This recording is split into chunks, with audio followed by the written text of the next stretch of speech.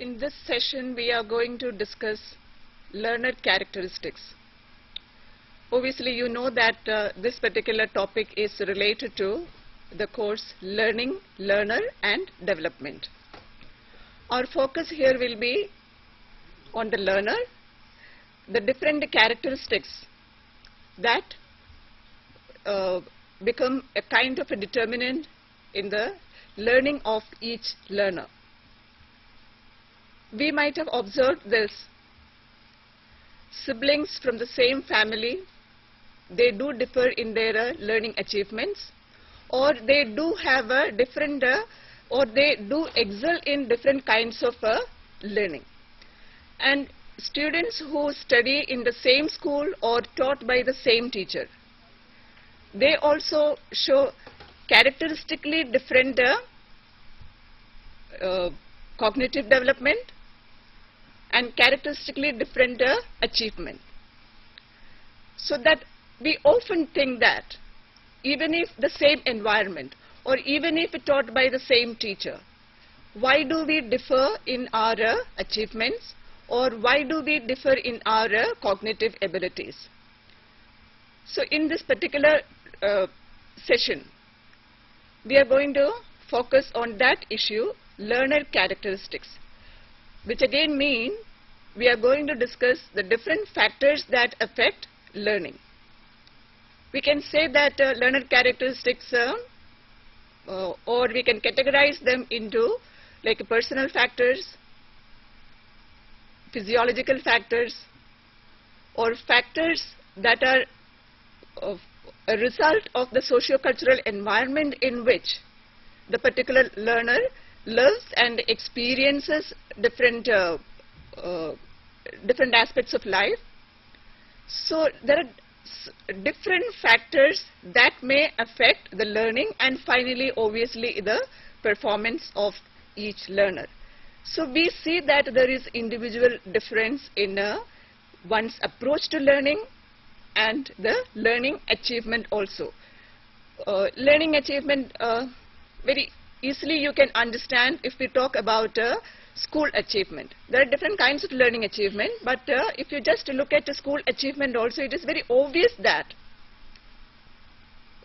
different students show different kinds of or different levels of achievement, even though they are taught by the same teacher or they have received the same kind of environment.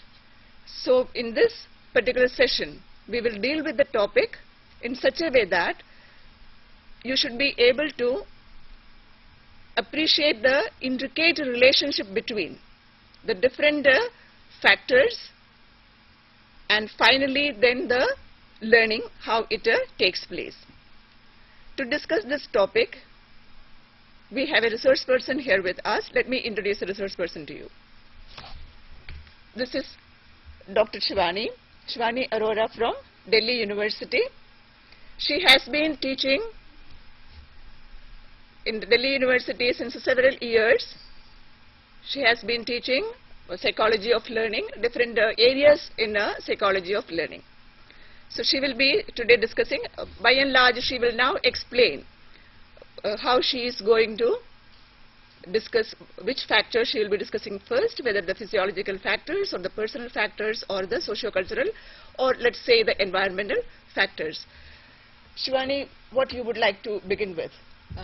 Dr. Kannadi, I would like to begin with the personal factors.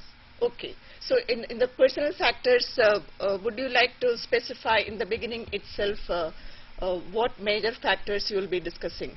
Thereafter, perhaps you can explain the different factors. Well, we will begin by discussing physiological maturation, the physical and the mental state of the learner, the biological factors, then the level of motivation, intelligence, the locus of control, self-concept, and various other factors to begin with. Okay. And thereafter we will move on to the environmental, the socio-cultural ethos in which a learner lives and breathes and how they affect the learning styles. Okay, so what will be the first factor you would like to discuss? To begin with, I would like to say, since we are all human beings, but we all look different, we all talk differently, we all behave differently, and in the same manner we all learn differently. Now there are certain factors which contribute to this difference in learning patterns of different individuals, the individual differences or the personal factors which affect learning. To begin with, our first point would include physiological factors, physiological maturation specifically. When we talk about physiological maturation, Physiological maturation, is it different from biological maturation? No, in some books you will find it as biological maturation, in some books you will find it as physiological maturation, but physiological maturation probably is used more with skill related behaviors. For example, learning to walk, learning to swim, learning to drive. These are all skills which we acquire over a period of years, but they are acquired only after our bodies, or we physiologically, in terms of growth, we mature to a certain extent that we are able to undertake such behaviors. So a child learns to get up, to walk, to stand, to talk as a result of this physiological maturation, which is the result of the growth patterns in the child. Child A will probably start walking at age 1 and child B will probably start walking at age 1.5. This difference is due to their biological maturation. Okay. But biological maturation, does it come into learning? Biological maturation comes into learning because, as I just said, that we learn a lot of skills. Apart from that, our cognitive abilities to learn, as the students would have learned when they were doing Piaget in his cognitive theory of development, that cognitively, as our brain, as our cognition matures, our ability to think, as and when we grow old with different years, as we move on from 2 to 4 years or 4 to 7 years and thereafter, we move into different domains of cognitive thinking. Now this also comes as a result of our biological and physiological maturation. Okay. Thereafter, I would like to talk about the concept of motivation, the level of aspiration that people have. Motivation drives us into a particular behavior. It impels us to do certain things and not to do certain things. We are able to do certain things because we are deeply moved by it, we want to do it. We are motivated to do it. Long ago I heard Sachin Tendulkar say that he was intrinsically motivated. It was not the endorsements that he was getting, or it was not the price that he was getting for playing the game, but it was the joy of playing the game which motivated him to cricket. That is called intrinsic motivation. So we learn things faster, better, at a deeper meaning when we are intrinsically motivated to learn them. And our learning is not so deep, probably at the surface level, when we are extrinsically motivated to learn things, because then we are primarily concerned with the output and not with the process of learning. We are concerned with the the kind of gifts or the kind of emoluments or the kind of benefits we would derive out of learning, not from the process of learning, not from the joy of learning. So motivation is yet another factor which influences learning in individuals' desire to learn. Does that mean that only intrinsic motivation will promote learning, or sometimes extrinsic motivation? No, intrinsic motivation definitely promotes learning, but extrinsic motivation is also helpful in increasing learning or making an individual bent towards learning a particular thing, thereby because we are expecting certain benefits out of that learning. Right? For example, securing a BA degree for the sake of getting a job. Okay. As compared to doing a BA in history honors because you love history and you like the subject and the discipline therein. That is the basic difference. When you are mentioning BA, like, can we also have this intrinsic and extrinsic motivation working together? Because completing a BA, I will get a job. It is the best combination if we have Yes, intrinsic and extrinsic motivation coming together. I have a lot of interest in teaching. Therefore, I would also like to know what it is all about. Absolutely, pedagogy. it's the best combination. Okay. And learning is the best at the deepest level and continues throughout life. We are in a process of learning all our life. If our intrinsic and extrinsic, what benefits I'm looking for life, okay, and what my interests are, if they are combined, which brings us to the next point, our interests. All right. Our interests are, that is my third point, the interests that we have are specific things that we like to do. For example, a child likes to read comics. His interest is in reading comics. But the same child may not like to read textbooks. So his interest lies in that particular activity. And when we are interested in doing a particular activity, we usually do it well, as compared to something that we are forced to do. Now these interests could be personal, arising out of our personal likes and dislikes, or they could be situational. You know, for example, if you're put into a museum on a forced guided tour, you may end up liking something out of it. Right. So it could be a situational interest or it could be a personal interest, but both motivate learning. Coming on to our fourth point, emotions play a very important role in learning. The level of arousal, anxiety and curiosity that one has increase our not only our performance but our ability to learn also. When we are aroused, that is when something appeals to us, when we are deeply motivated to learn something. Again, you will also realize, students, that there is no watertight compartmentation between these different factors. All of them overlap with each other and contribute to each other. I will not say that they are put in watertight compartments, one is separate from the other. They are closely intertwined, interlinked, and thus they facilitate each other. So when we are talking about emotions, within emotion there is a component of interest. Within emotion there is a component of like or dislike, something that appeals to us, something that does not appeal to us. So all these factors help us in learning.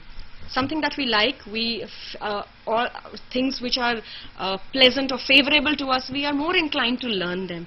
See, you said about emotion and the level of arousal and anxiety and stress perhaps. So does that mean that when we have mechanisms like evaluation, examination for example, sometimes like CBSE examination for 10th class or a 12th class, with some students, does it mean it works better for them, that optimum level of anxiety and stress? We need, as students would have felt this in all their careers and all their student lives, that till the time we have an amount of anxiety within our systems, we are not able to study. If it's too lax, we can't study. If there's too much of anxiety, even then we can't study. I've had students come up to me and say, ma'am, we don't feel like studying because the exams are too far away. All right, yeah. We can't study. Abhi to bahut time hai. So for such situation, it is because the students do not have that kind of an anxiety or an angst built up in them, which sort of pesters them to study more, or gets the adrenaline rush. The level of arousal is so much that they start working, collecting notes, collecting the photostats, etc. So a little bit of anxiety is there, but if the anxiety or the stress becomes too much, then it can adversely affect. Yeah, it becomes a negative thing, and it increases the stress level of the child. The child feels, or the learner feels, that he is not able to control that level of stress and anxiety, and the stress overbears him. And therefore you see all these suicides and you see all these problems taking place in class, more so in class 10th and 12th, and later also, when they are so overwhelmed by their stress that they are not able to handle it. So, but I would suggest that a little bit of stress is important, otherwise the students or the learners would not get into geared up process of learning. I think that also brings us back into the focus of our topic, like, different learner approaches this situation. No, this will depend. What is an optimum level of stress for a particular learner will vary from learner to learner. Because the amount of stress that a student can take, the same amount of stress maybe is too high for student B, and similarly not so high for student C. That's right. So we have individual learning variations and characteristics. So therefore, right now what we are trying to say is that the learning is definitely determined by the learner characteristics. Definitely. So the amount of stress one can take varies from... And the way in which one handles that amount of stress, yeah. That is also an individual characteristic, and that is a very personal learner characteristic. Okay. Which brings us to our next topic, which is physical and mental state of an individual. We all know, we've all been there, when we have stomach aches or headaches, no matter how intelligent we are or how motivated we are or how interested we are with a particular topic, we are just not able to concentrate on it, because physically we are not comfortable within ourselves. Similarly, if there is some family problem, some financial issue, some other issue which is bagging us about the home, about the family, about our children, if I've left an ailing child back at home, I'm not able to concentrate. So physical and mental state of an individual are a very, very important learner characteristic and are very useful in the process of learning. Unless I'm comfortable physically within my physical being, and emotionally and mentally, I will not be able to learn, no matter how intelligent or creative I am. I think we will have to distinguish this particular physical health or the physical well-being, sometimes children also, since they don't want to take part in a particular learning activity, they, they would come and tell you like, I'm not feeling well, yeah, I have a headache. I think that cannot be sometimes it is true, they fake it, it's a lie, but sometimes in psychology we have this particular problem, and it's a bona fide concept that we have, that sometimes the mind is so overpowering that it takes over the body, and sometimes actually before an exam you do have fever.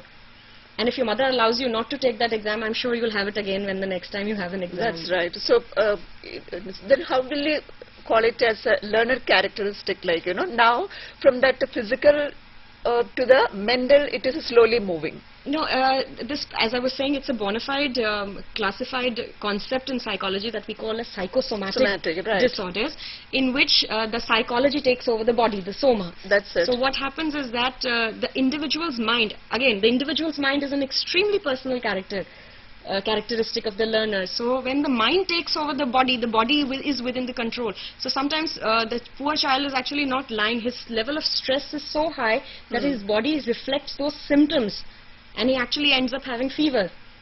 Sometimes children feel that their hands are not moving, or they are not able to see things clearly. Could it also be connected with interest? If the same child is then introduced to an activity which the child is interested in? I would like to take up this point a little later, Dr. Kannadi, when we are talking about the social-emotional climate. That's right. And how it is put at ease with the student. I would now like to go on to a concept called self-concept. It is, as the students would already be aware of it, it is the sum total of all the beliefs, notion and ideas that we have about ourselves. What I am capable of doing, what I'm not capable of doing, what I can do, what I can't do, what I'm good at, what I'm not so good at.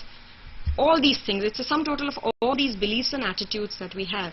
It is an attitude about our competence.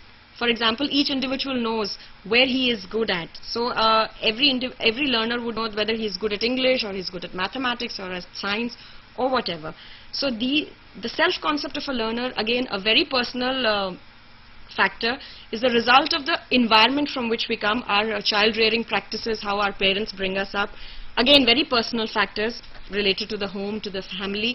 And how this self-concept affects learning is, it gives us the ability either to undertake more tasks, in which case we have a positive self-concept and we have a lot of confidence within ourselves, a greater deal of self-efficacy about our competence, that we can, yes, I can do this.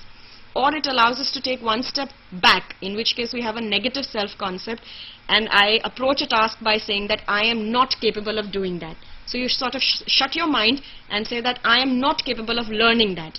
So you are intuitively telling yourself that I am not capable of doing that, and therefore I will not learn that. So this socio-cultural environment gets extended to the school also. The school, the home, the family, the persona of an individual. It all starts from home. It all starts very early. As you have read theories of development, Erikson says that it starts as early as less than 1 year, when the child develops a feeling of trust or mistrust. So therefore when they come to school, it can be reinforced. It can be. School plays, as we will discuss later, school plays a very big role in either fostering a positive self-concept or a negative self-concept, in either empowering the learner to learn better, or making him a much worse learner than what he was when he came to the school.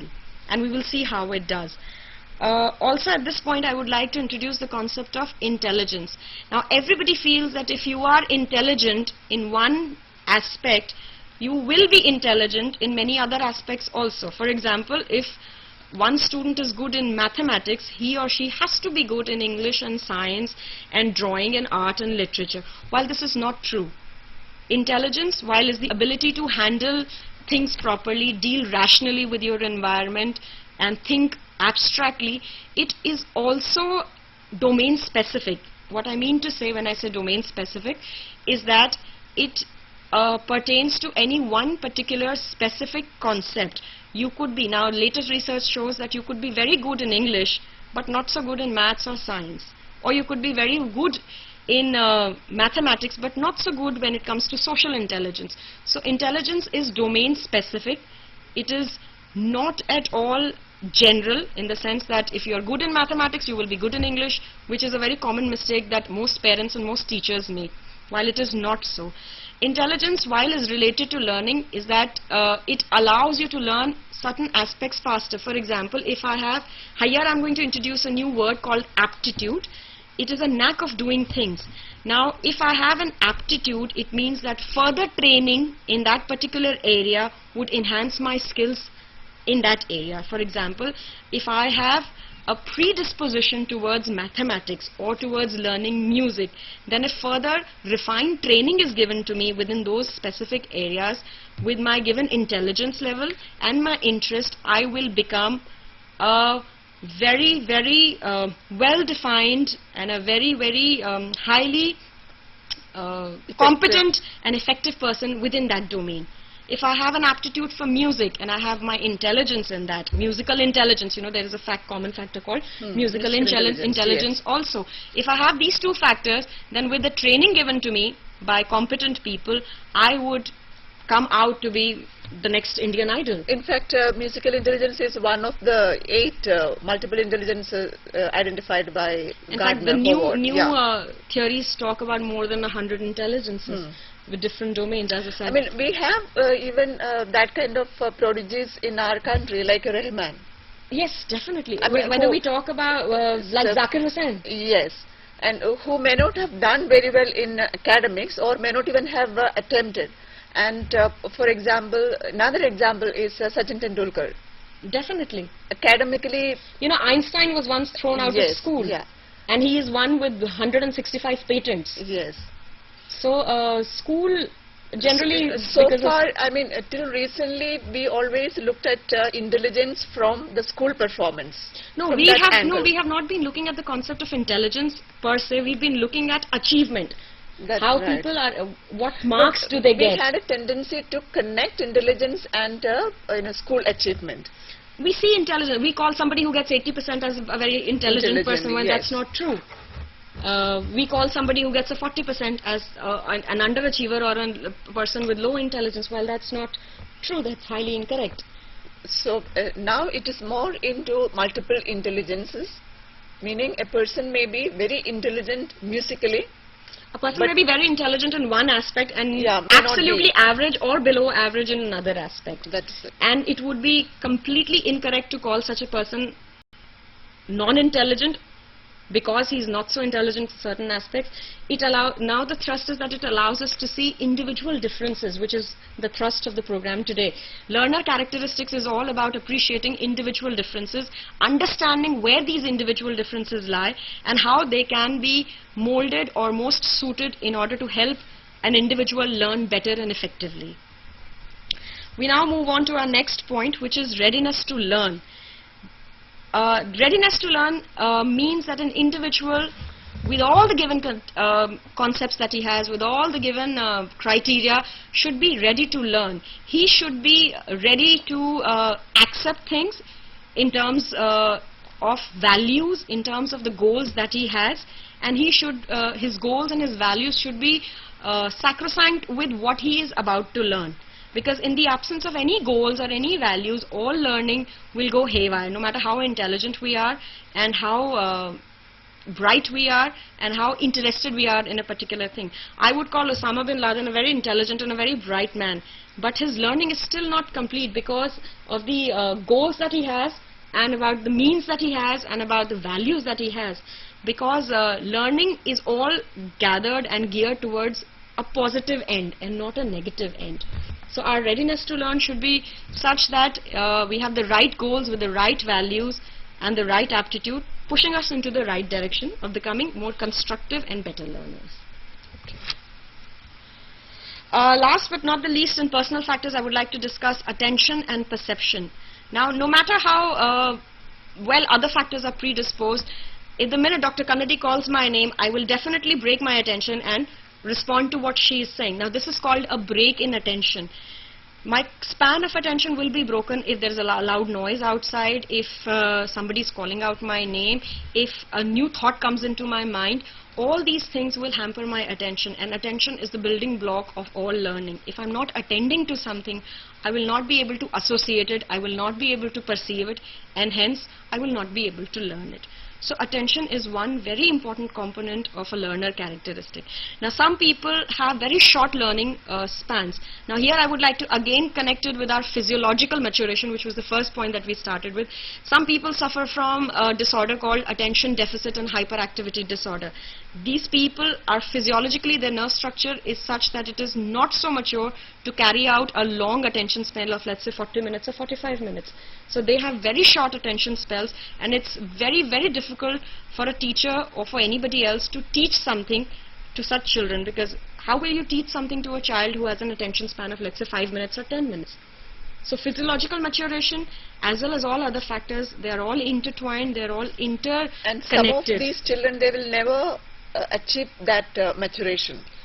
Because some of these, no, I will say, Dr. Kannadi, they will never be able to achieve that 45-minute attention span with the help of medicines, etc. The 5 minutes, the poor attention span that they have of 5 minutes, may be extended to, let's say, about 30 minutes or 25 minutes, but definitely not that of an adult, mature individual because of their poor biological maturation. That's right. So this is how it is connected. We move on to our next topic, which is within the same concept. We now move on to learner characteristics and how environment and socio-cultural factors affect. Before this, we were talking about self-concept, and I would like to begin with self-concept. So self-concept as a personal factor. So now you would like to link that with when I was talking about self-concept, I did mention a term called child-rearing practices and how children are brought up. The way we are brought up, the perceptions that we have at our homes are a reflection of the culture that we live in. Right? A South Indian home will be different from a North Indian home. A North Indian home will be different from an East Indian home and a West Indian home. All of our families, the social roots that we have, the caste, the class, the race that we come from, contributes to our culture, and our culture contributes to how we think and what we become. Again, contributing to our personal factors. The kind of socio-economic classes that we come from also has a bearing on what we learn and how we learn. Right? A child who's brought up in an affluent home will know 10 different things about computers because he has access to computers. Whereas a child who comes from an average lower income group house will not know all these things, not because he's not capable of learning, but because he has not had that kind of an exposure. And because he has not had that kind of exposure, he will not be able to get those many learning opportunities, and therefore his learning will be a little less. So this is how our environment contributes. When we talk about culture, the food we eat, the clothes we wear, the kind of rituals and the customs we observe also has a lot of bearing on what we learn and how we learn. The kind of very simple things like the kind of pujas that are held in different homes, whether it's an East Indian home or a West Indian home or a North Indian home or a South Indian home, the kind of detailed structure that a puja entails makes a lot of difference, and it has a bearing on the rituals that we have and how a child perceives or attends. You know, a small thing, if it is okay for a child to for a small child to get up in between and go out, in and out of a puja, as compared to a home in which he has to sit for 2.5 hours and observe all the rituals, I'm sure it has a bearing on the attention spell of that child. And I also feel that this cultural factors come into play in a very serious fashion if the child attends a school which is very different from the cultural environment from which the child is coming. Definitely, because we always suggest, as psychologists, we always suggest parents to put their children in schools which has a continuum, where there is a home and school continuum. If this continuum is broken, for example, let us take this new policy which the Indian Delhi government has introduced of 15% students from the lower income group joining the public schools. Yes. Now, although it's a very good utilitarian move, but it is going to play havoc with the psychology of a particular child who's a gardener's son and who goes to a school where everybody comes in a personal car. Now, this continuum is broken. So the kind of attitude and the kind of environment that he gets at home is completely different from the one he gets in the school. So because this particular continuum is broken, his culture has to be redefined because he really does not have a culture. Other than that, I think, when the culture also come into play in curriculum transaction. Meaning, Definitely. For example, the teacher is very different from the culture from which the child is coming, or the peer group is very different from the culture from the child is coming. Yes, all these factors do make a lot of difference because let us take an example of the play schools that the children go to. Now, this is a very contemporary urban middle class concept of play schools. In villages or in smaller cities, we don't have this concept. Yeah. And because children come from play schools, it is assumed that they would have learned certain things in play schools, and therefore, when they go to a bada school, all those things are assumed to have been learnt in a play school. Right? So if the cultural background is such that the child has not been to a play school and directly comes to a big school as a result of lottery system or whatever that has been introduced, then the child finds it a lot more difficult to adjust to the environment than if he has been through a play school. So by and large, we can say that such changes in the in the child's life, it affects the child's self-esteem. Such changes affect a child. See, all these have a direct impact on how well the child is able to adjust in the environment. And if the child is well accepted and well adjusted, he develops positive self-esteem and a positive self-concept. Whereas on the other hand, if the child is not able to adjust properly, he has some kind of problems, is not able to communicate properly, is not able to handle himself, then he develops a negative self-esteem and a negative self-concept. Yeah, so this also shows that it is not necessary that all children will end up having a negative self-concept. And all children will not meaning if the cultural environment are so very different, some children may adjust, some may not be able to adjust. Again, this is a direct bearing on the individual differences, as we talked about in case of stress. Yes. Some people are able to handle lots of stress with relative ease. Some people are not able to handle small amounts of stress in any circumstance. So it's completely dependent upon an individual's personal style of coping. How well he is able to adjust within, the school and bridge this cultural gap that he has. Also, at this point, I would like to stress that when the relationship between the teacher and the student is conducive and very healthy, learning gets extremely facilitated. In your school life also, you would have seen that when you were happy or more relaxed in the presence of a teacher, the subject became relatively easier. We all have a maths phobia because if we go back in our childhood, we will realize that we've all had very, very strict mathematics teachers. And the personality of the teacher, the ambience that is created in the classroom translates to the content that we are studying, the subject that we are studying. When we are very comfortable with the teacher, we like the teacher, we have a friendly and a conducive atmosphere in the classroom, even a non-interesting subject seems interesting, and therefore we are somewhat motivated to learn it, and thereby the learner characteristics are enhanced for learning. But if the personality of the teacher is such that it is very rigid, the teacher is not friendly, and you are generally feared and scared in the classroom in the presence of such a teacher, we will end up disliking, being disinterested in a particular thing which earlier interested us. So the environment also plays a very important role. Again, there are individual differences in how we handle this environment. I think we have missed out on one particular point, that is locus of control. In case of locus of control, as the students would be aware of, either we have an internal locus of control or we have an external locus of control. In case of an internal locus of control, we believe that we ourselves are capable of changing or altering life situations for ourselves. Nobody from the outside is going to come and change it for us. And therefore we believe in hard work, being sincere and working out the details of the work that is given to us. If we have an external locus of control, we believe that external agencies like our destiny, like other people, like superstitions, bhagya, kismat, all these are controlling factors in our life.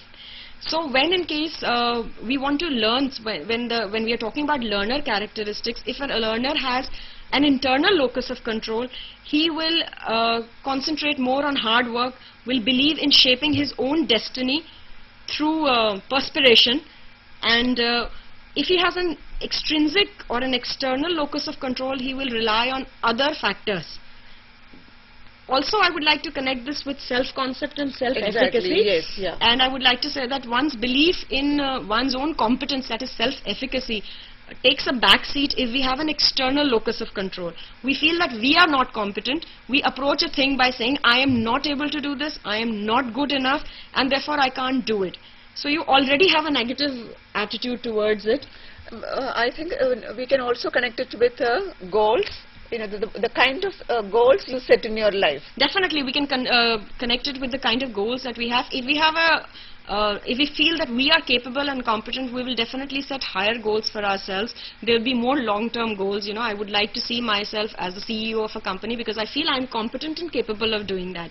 But if I feel that I'm not capable, I'm not competent, then I'll probably not see myself rising more than a manager. So it is all, as I said, Dr. Kannadi, all these factors are intertwined. We cannot put them in watertight compartments, and they are all connected so together. When you have your locus of control as external, then you will always need other people to be in your life or other things happening in your life. Yes, when we have an external locus of control, we will rely on other factors like destiny. And if a typical example of a child, if I was to give a comparison between a child or a learner who has an external locus of control, if he gets 80% marks in his exams, he will never believe himself, he will never believe that he has been using good learning strategies, or he has been attentive, or that this subject interests him, or that he's motivated, or that he likes to do this. He will simply say that I was lucky, or the question paper was easy. Yes. As compared to a child who has an internal locus of control, such a child would say that I worked hard. Or let's take an adverse example, in which case a child with an internal locus of control gets 40 marks. He will look at it, he will analyze the situation and say that I need to work more on my learning strategies, I need to work more, maybe I need to get more references, maybe I need to consult a tuition, or maybe I need to get help from a resource person.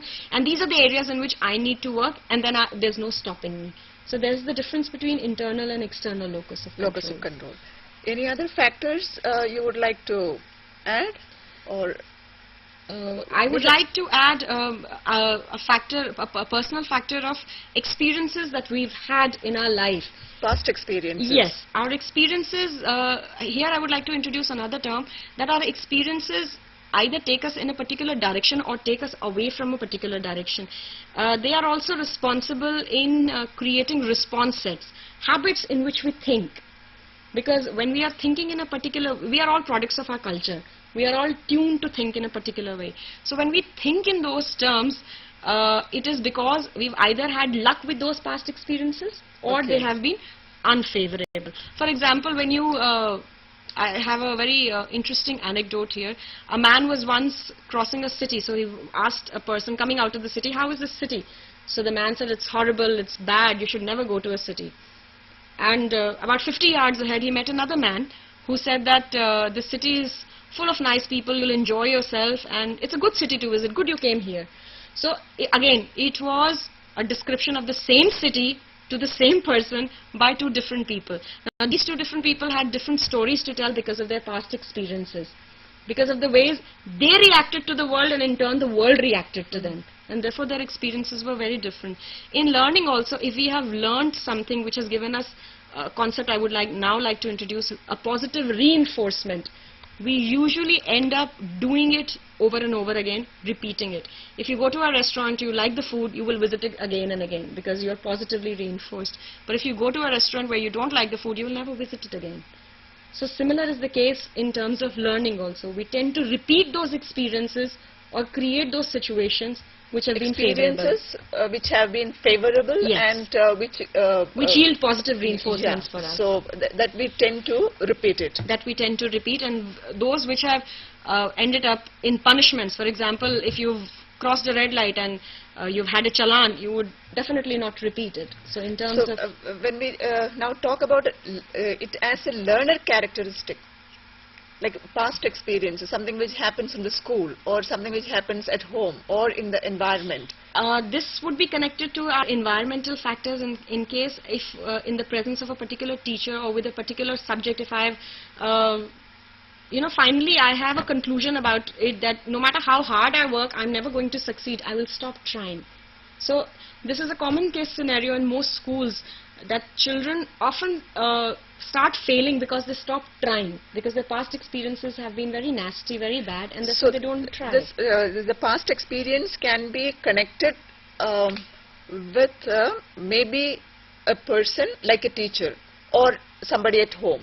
It could be connected with a person, or it could be environmental. You know, yes. For example, I'm an orator. I like to debate, but no matter how hard I try, I just never get a chance. So my past experiences have told me that I will not get a chance.